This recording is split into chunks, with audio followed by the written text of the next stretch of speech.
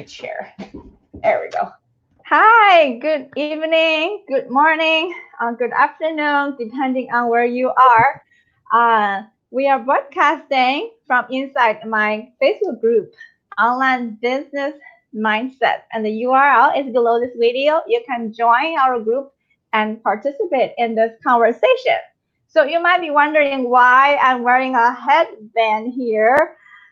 This is a special thing for today's session because it's kind of related.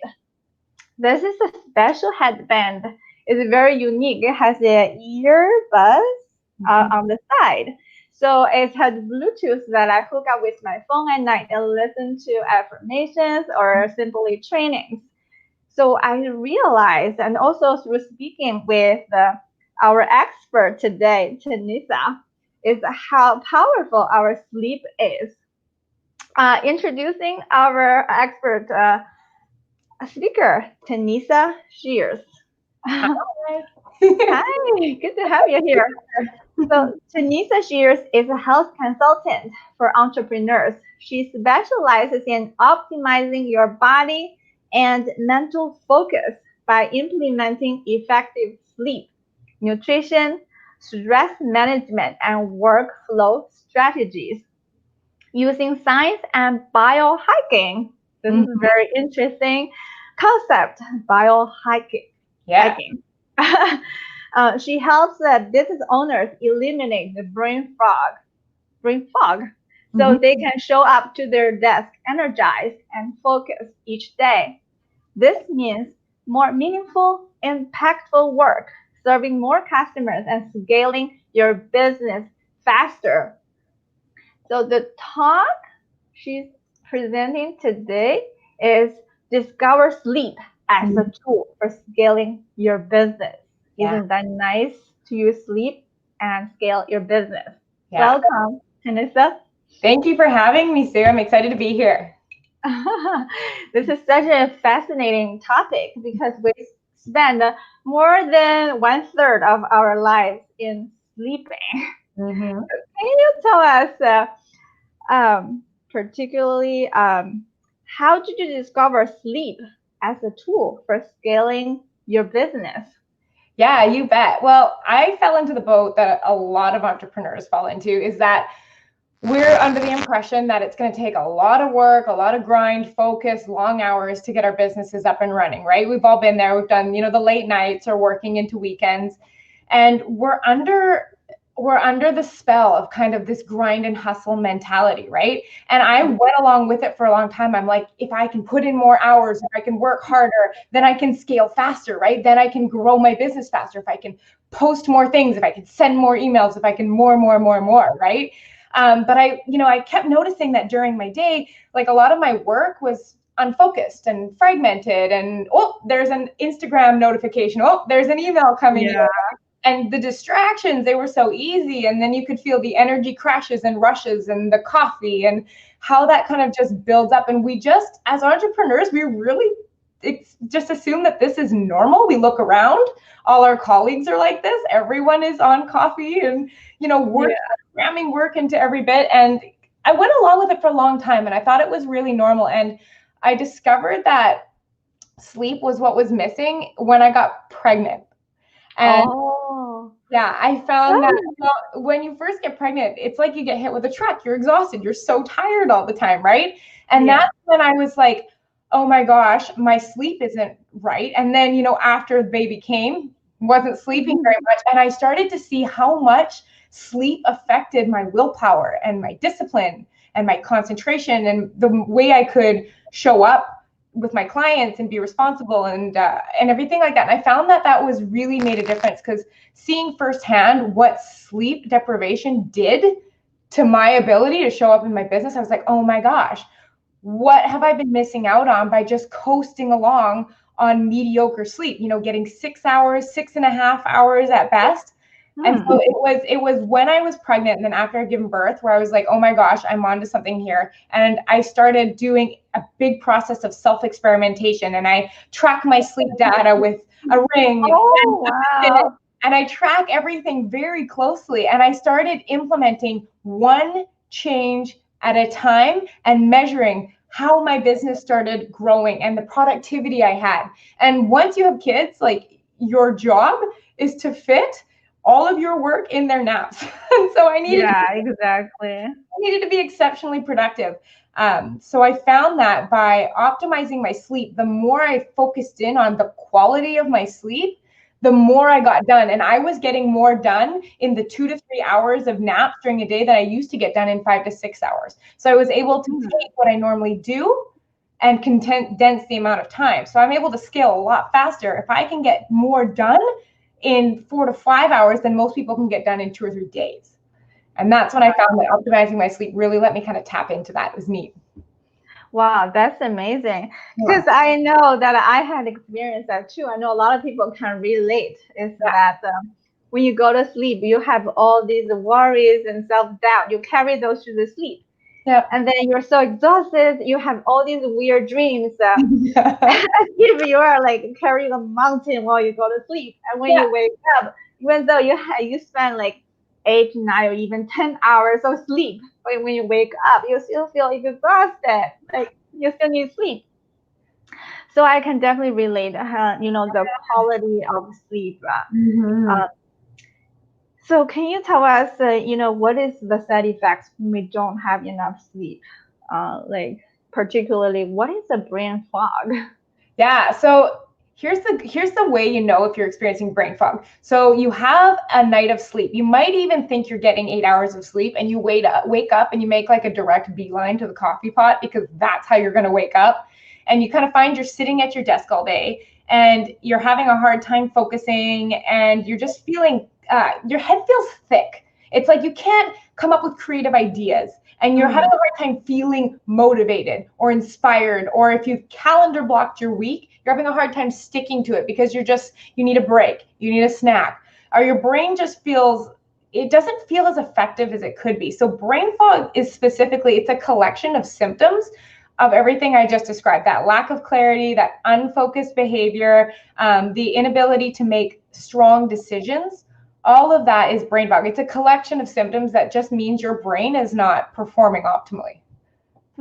So it's like carrying a fog, not clear, and the head feels heavy, and you cannot come up with creative ideas, and ideas not flowing, not being productive.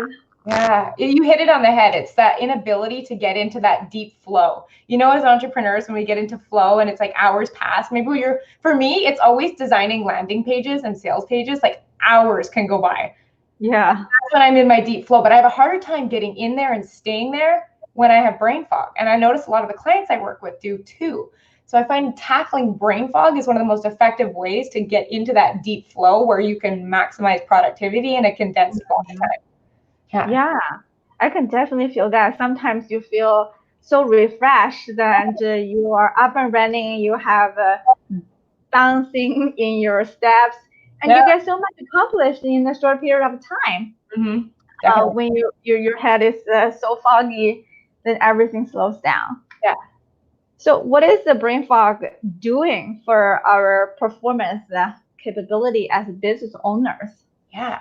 Well, I mean, when we're competing in the same industry against, other entrepreneurs or businesses that are in their same niche, we have to stand out. And here's the thing, we're all well educated. We are smart. We go after, what we want to do. We take the courses, we get the coaching, we go all in. So when you're competing against those at the top, you are going to be able to pull ahead if your brain is optimized. So by eliminating that brain fog, you're able to enhance the performance capacity of your brain. It's like the idea of if your brain was a Lexus car, which runs on premium fuel, but you're giving it regular gasoline.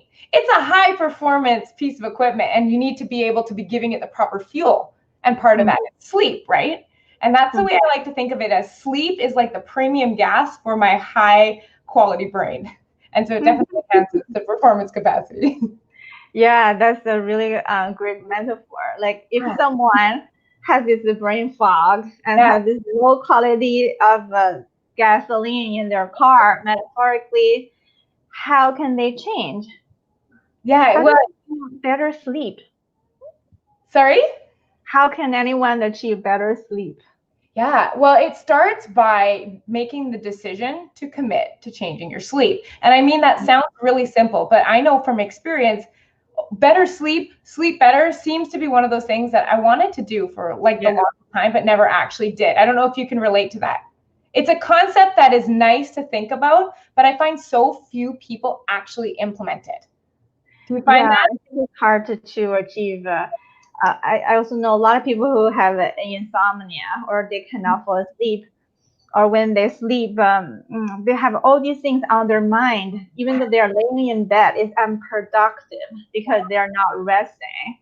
Absolutely. Well, and I think that part of that too comes down to how we set ourselves up for sleep. Like, and I talk about how we can improve sleep, like you asked, to be a two-part problem. I think there is our sleep environment. So that's the stuff we all know about. You know, we should have our blackout curtains and we should, you know, keep the room a certain temperature. We know those. But there's also the behaviors and the mini habits that we put into place.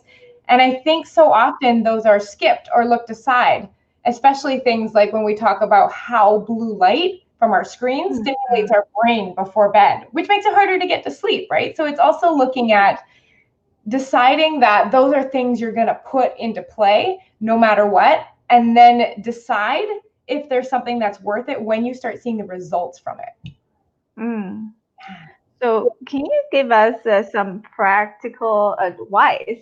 Yeah. Like, okay, I know everybody, uh, it's so important to Yeah. have a good night of sleep. When we are going through the day, we are bombarded with information, and during the sleep, actually, during the sleep, the brain starts to slow down and process that information, and the neurons are making new connections. A new release of neurotransmitters and long-term memories. So, are there any practical tools or exercises people can do to increase the quality of their sleep?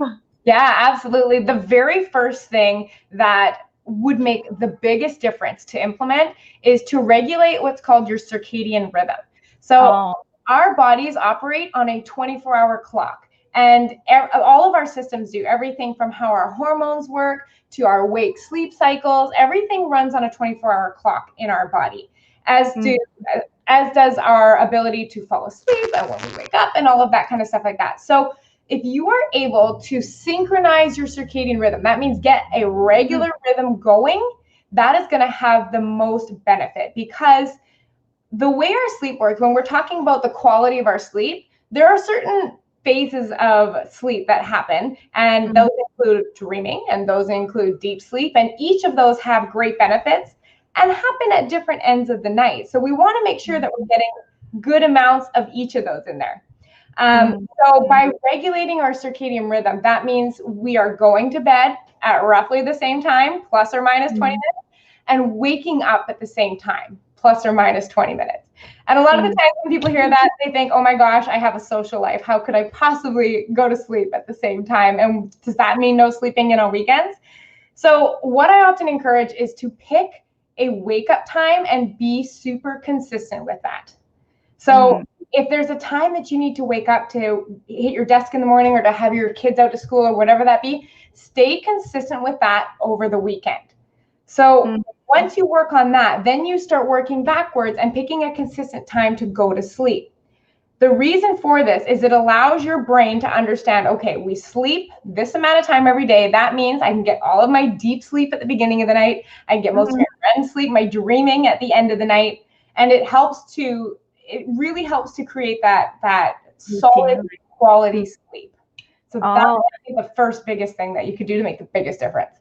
Oh, to have a set time when to go to bed, when to wake up. Absolutely. Like the brain is so intelligent; it knows keep the track of your patterns, right?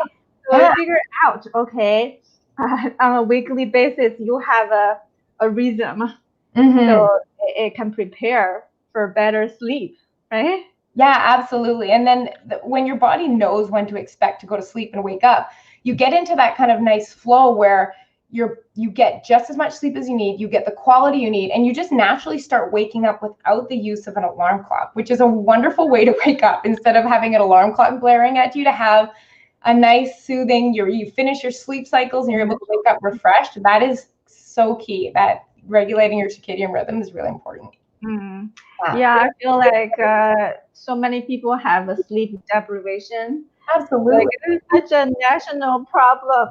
People cannot fall asleep. Yeah, there was one study that showed that having as little as 6 hours per night of sleep for 10 days, you are as sleep deprived as if you have gone a whole 24 hours without sleeping. Oh, wow. And how many entrepreneurs do we know that regularly get 6 hours? Yeah, I understand. I also know people who, trying to get more time out of their work, so they cut both ends. So they will go to bed really late and get up early. Well, that's what I ask a lot of time of my clients too, is I say, they always tell me, but I can get that extra hour or two of work done.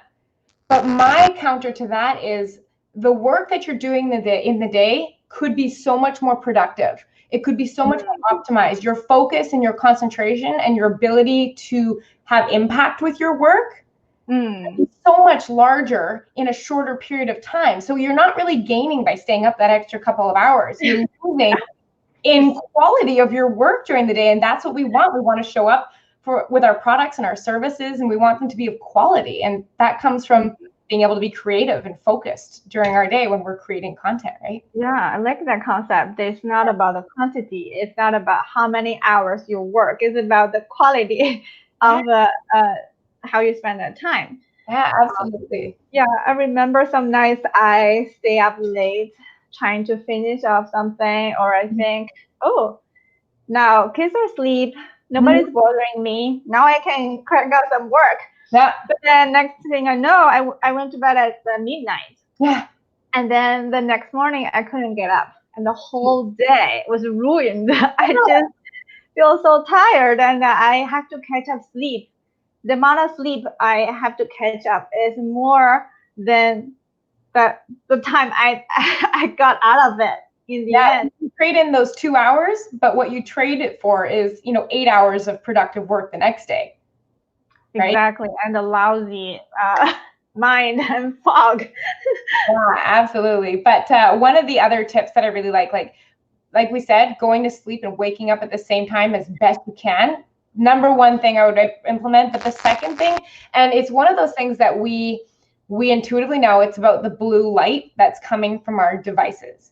And the reason for that is it stimulates an area in the brain that is called the suprachiasmatic nucleus. And what that does is it regulates melatonin production. And melatonin is that hormone that signals the body, hey, it's time to sleep. Let's go. We're going to sleep. So by having those screens, it delays that. So not only do we miss out on the quality of sleep, but we have trouble falling asleep. And remember how you were talking about we lay awake and we think about all the things we have to do. And we don't fall asleep as quickly, and we don't stay asleep. We're waking up, we're having disrupted sleep. So there's the tips that everyone has heard. And I'm talking about, the blue light filters, and I'm turning your devices off. But as entrepreneurs, I know that is not always the case. Sometimes, especially if you have kids, we need to be on the computer at night, right? That's just the name of the game. So I actually invested in a pair of these kind of blue light blockers. So everyone's heard of the blue light blockers that have the yellow or the clear tinted lens, but those only block out about 60% of the blue light, the green light, the violet light, whereas these block out everything except red, which is fantastic. So I find when I have these on, I fall asleep so quickly and I sleep like a dream. I get amazing deep sleep. I don't interfere with my hormone cycles because I have to be on the computer. This knocks out all of the blue light, and it looks like everything is red.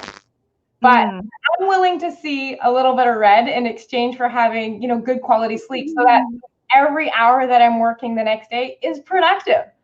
So it doesn't have to be a trade-off. There can be both. And ideally, we'd like to be off of our screens a couple hours before bed, but that's not always the case. So there are different ways around it. And these ones specifically have made the biggest change to the amount of deep sleep that I've been able to get every night. They're wonderful. Oh, so when should people wear that? Is that like when you are on the computer or when you go to sleep?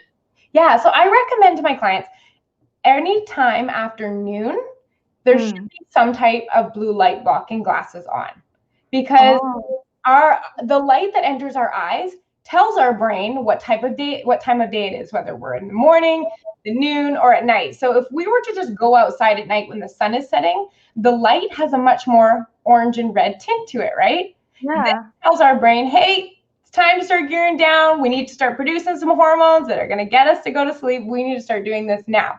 So I like to start that gently at about noon. So I use the clear or the yellow tinted blue light glasses at about noon. And then if I'm planning to be asleep at 9:30 or 10 p.m., I'll put these on at 8. So I give it about a 90-minute to 2-hour window with these on, so that I give my body the chance to ramp up the hormones, specifically melatonin, to get me sleep. Yeah. That's a good idea. So you mean blue light is bad for us, or what is the science behind it? Yeah, well, there's a whole spectrum of light. Like if you think about a rainbow, it has a spectrum of light that runs all the way from red through to violet, right? But the blue light, the wavelength in particular, stimulates our brain to wake up. It's like the blue of the sky. It is the brightest part of the day. So when blue light from devices, whether that be our phones or our tablets or our computers or TVs, when that enters our eyes, it has the, let's just call it the greatest power to turn off melatonin production. Oh. So out of all the different colors of light, that one is like the hot button for stay awake, right? So it then allows you not to be able to slip into as deep of a sleep. So then you start to miss out on not only the duration, but the quality. Because if you're, frequently waking up, or you're just light sleeping the entire time, you're missing out on the rich part of sleep. And, we've talked a little bit about deep sleep and dream sleep, which is called REM sleep. They have different functions, right? Our deep sleep is responsible for processing a lot of our thoughts for the day. It's kind of like the process of taking all of the information we've come into the day and shuttling it off to be consolidated. And then we have REM sleep, that's when we dream, and that's when we have all of our creativity. REM sleep helps us to have stable emotions so that we can deal with customers effectively, and we can make good decisions in our business, and we cannot get frustrated when our tech falls apart, with the last minute. So getting good deep sleep and REM sleep are what allow us to perform properly in our business and reach peak performance. So do you have any time recommendations for people to when to go to sleep and when to get up? Yeah, absolutely. So there's a really neat concept called your sleep chronotype. So you've probably heard of the concept of someone being an early bird or a night owl, right? Yeah. So that is the idea of a chronotype, meaning we are genetically predisposed to be either highly functioning at night or highly functioning in the morning. So what do you think you are? Are you more of an early bird or a night owl? I think it's changing to night owl, because now I have children and I have to wait until they all go to bed. Sometimes they won't go to bed until 10. Then I have to wait until later. So that way I have to go to bed late and I cannot get up early in the morning. So I guess now I'm more awake at night. Yeah. So what I kind of like to think of is, it's not so knowing your sleep chronotype is more about when your body performs optimally time-wise, instead of what we try to do, because we all hear the idea of the 5 a.m. club and waking up early, but some people just genetically don't operate well as early birds in the morning. Even if they tried to get up, some people just will never be able to become early birds. So knowing when you opt to operate the best, you can start to schedule your deep work blocks during that time to get more effect out of it. So I naturally wake up at about 6 a.m. because my sleep cycle is very regulated. So I'm up at 6 a.m. I am most productive until 10 a.m. So I know that's when I get the bulk of my work done. So there's no set rule of when someone should go to bed, but it's understanding that you want to pick a regular sleep rhythm, that same start and same end time, that feels most natural. If that makes sense. So we have our own internal clock, Yes. and we have our optimal time for performance, and we Yes. should figure it out and use those time for our most productive work, right? You bet. And there's a book written. I can't remember the author, but the book is called The Power of When, and it goes into detail. There's apparently he outlines that there are 4 sleep chronotypes. And what reading that book, it allows you to identify when you perform optimally during the day, when you should do your workouts, when you should, get your sleep in, when you should eat your last meal. And it's all based on genetically how you identify with when you sleep best and when you perform best.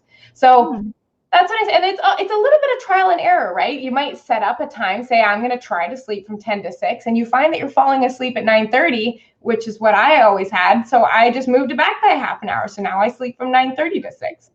And it's just kind of following my internal rhythm instead of trying to fit a set sleep time, if that makes sense. That's cool. I also heard of the notion like your body follows rhythms because body made up of 70% water, and the water has tides, right? Following the moon, so there's water rise, water recedes, and our body is the same, have the same pulling from the planets. There's a pulling on our body as well.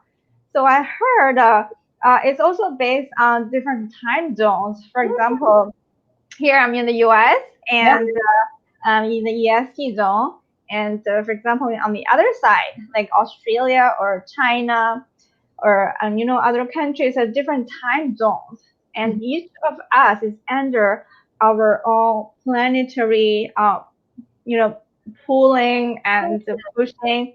So it's based on the local time zone that you have to adapt to that.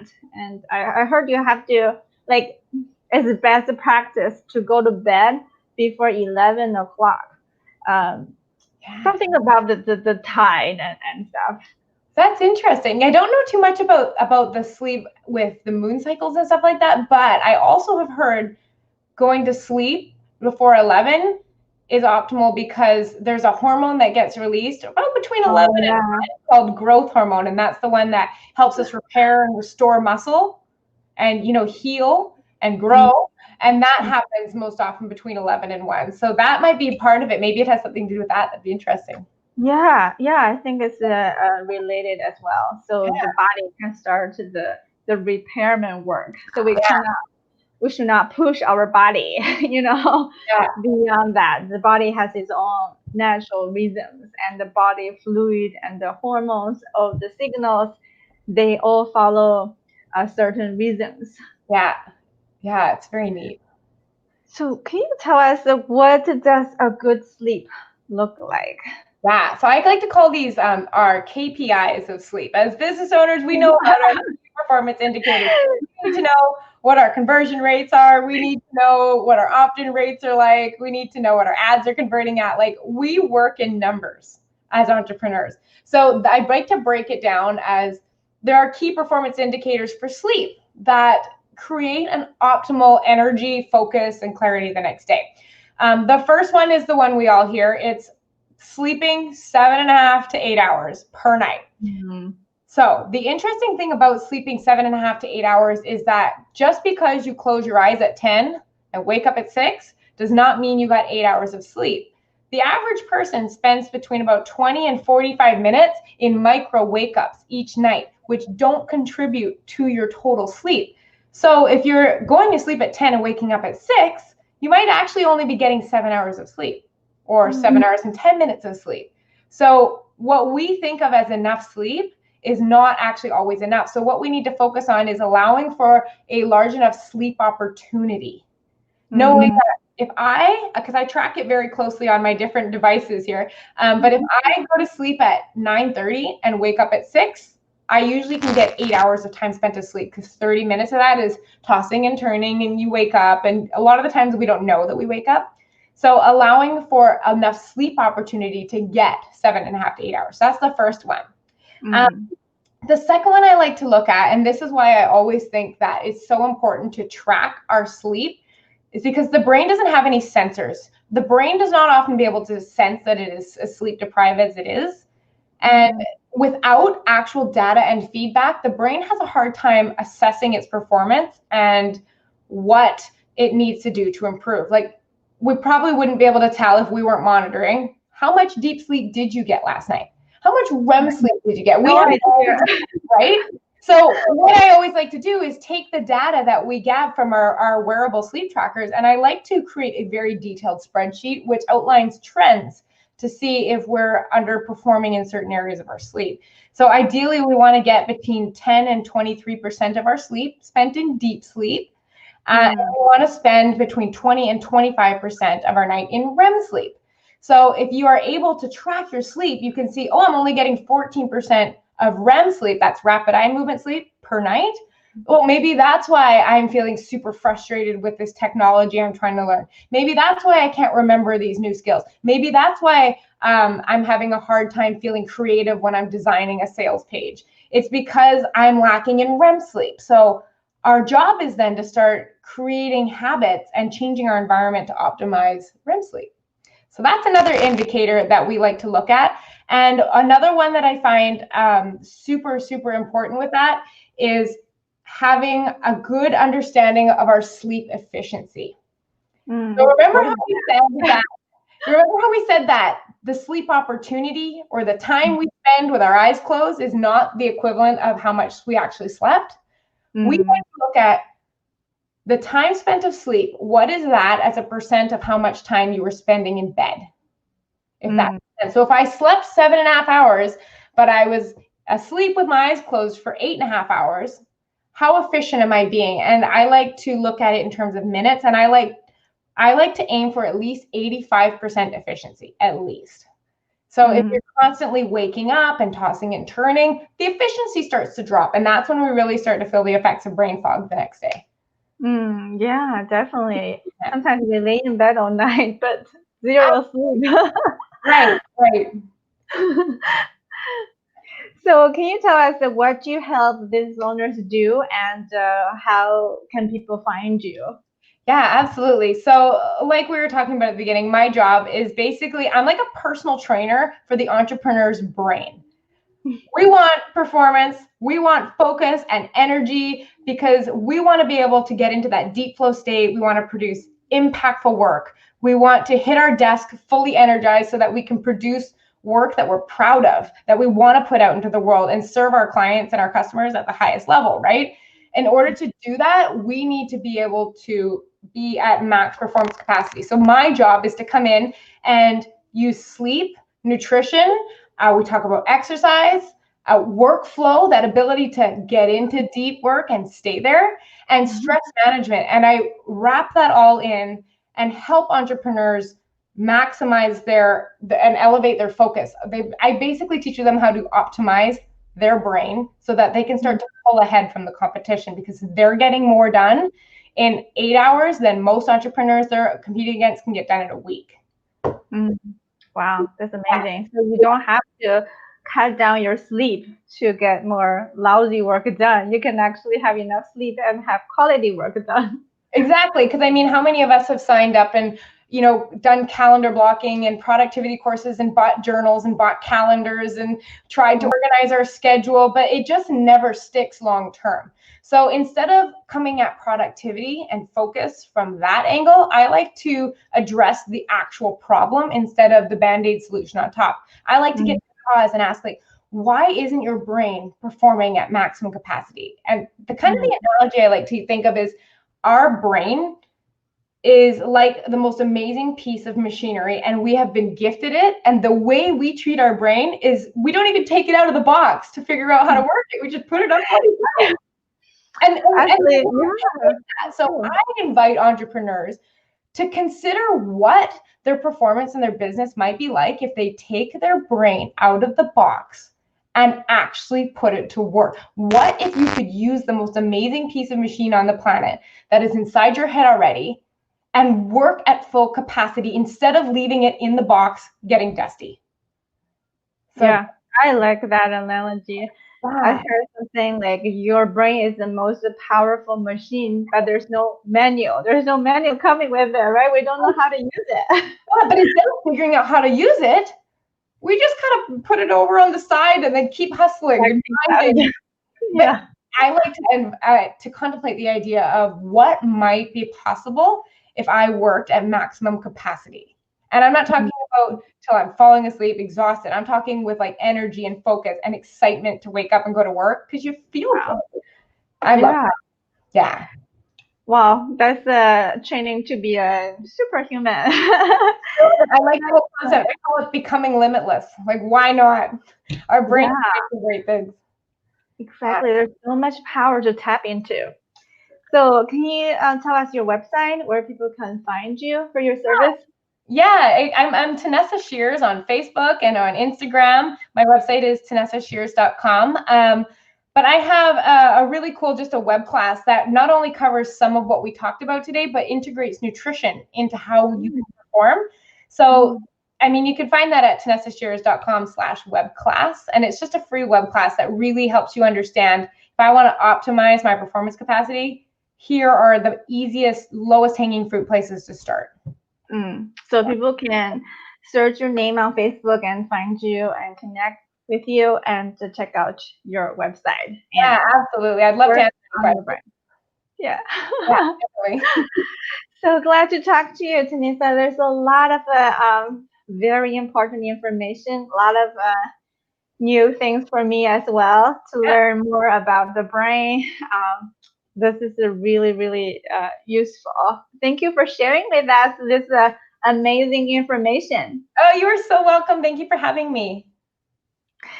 So everybody, I'll see you next week. Thank you. Bye, Tanessa.